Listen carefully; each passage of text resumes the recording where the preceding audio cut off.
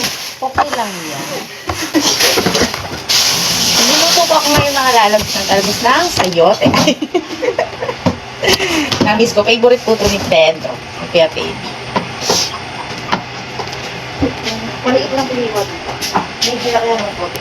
Ahapin mo dito. Ilagay mo ng konti. Nahali ako ng gising.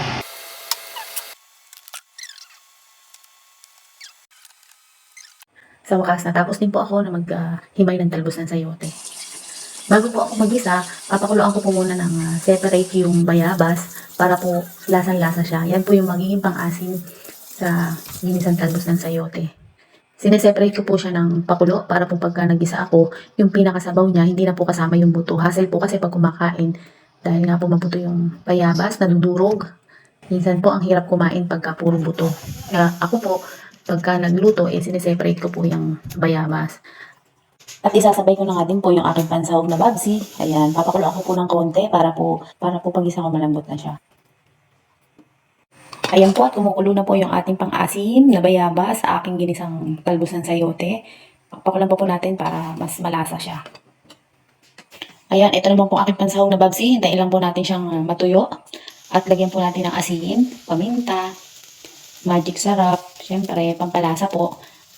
Ayan nga po, at wala nang sabaw yung ating pangsahog na babsi. Pwede na po siya lagyan ng oil para po maprito-prito siya. At yan na din po ako magigisa ng bawang sibuyas para po mas malasa yung pansahog nating babsi.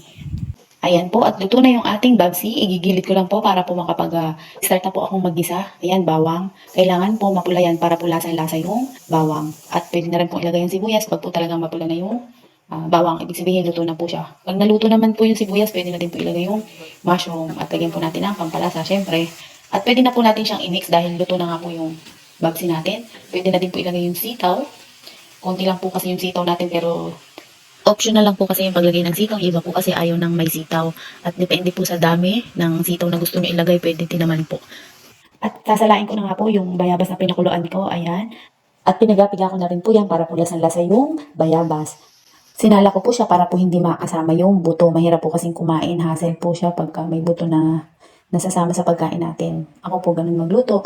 Pero optional naman po pwede din po na isama yung bayabas sa sabaw. Ayan po, nilagyan ko na ng pampalasa. Saglit lang naman po maluto ang talbos ng sayote. Kaya after po na kumulo yan ay luto na.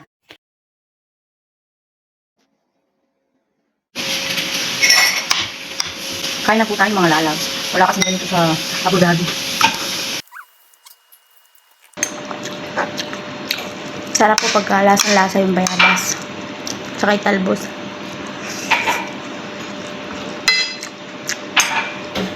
Pwede din po itong inihaw na tilapia, isda, pansahog.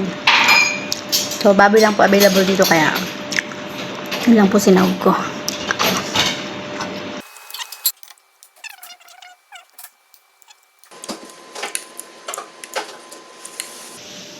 Kain na, Emil.